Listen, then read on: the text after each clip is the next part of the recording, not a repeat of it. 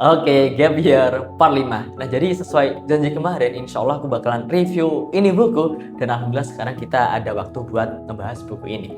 Nah, jadi teman-teman, buku ini tuh ngebahas satu hal yang sering banget orang sepelein, tapi ternyata itu sangat amat penting, Pak.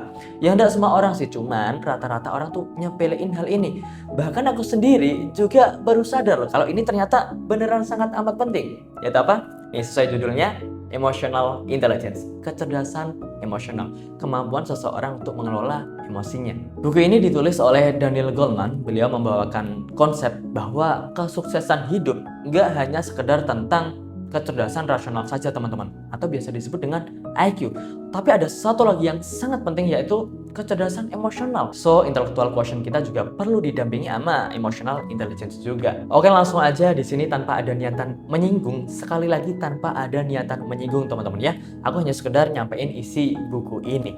Nah, jadi gambarannya seperti ini, teman-teman. Bayangin aja ada sepeda motor gitu ya, 1000 cc, mesin gede, bisa lari kenceng. Tapi sering mogok, Pak. So, itu percuma kan ya. Lari kenceng aja, tapi kalau nggak bisa dipakai ya sia-sia, percuma gitu ya.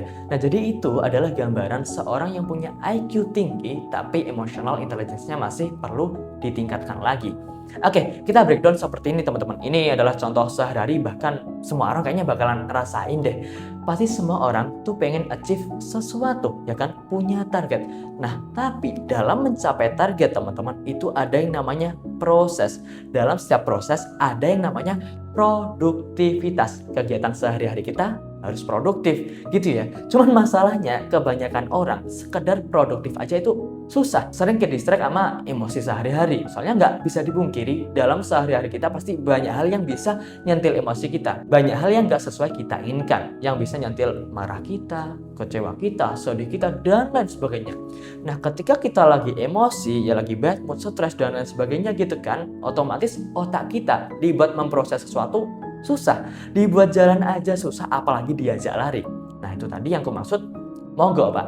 Oke? Nah, jadi seharusnya bisa kita ajak lari kencang, tapi malah nggak bisa dibuat ngapa-ngapain. Susah dibuat ngapa-ngapain. So, itu bakalan buang-buang waktu, teman-teman.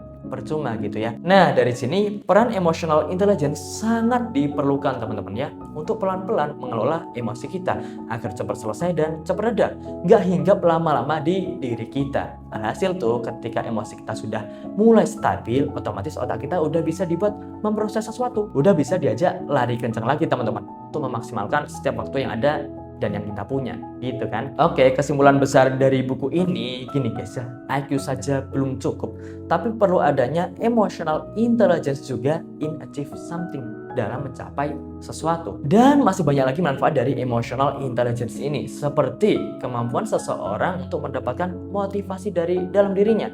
Jadi melakukan sesuatu tuh nggak nunggu dari ada orang tepuk tangan gitu ya, ada orang yang wow keren ya kamu, buru mau ngelakuin sesuatu. Nah, emotional intelligence banyak sekali manfaatnya dan kita bisa dapat di buku ini. Jadi ini buku mantep banget sih buat dibaca gitu kan. So, gimana menurut kalian? Feel free tulis kolom komentar gitu ya. Semoga bermanfaat and see you guys.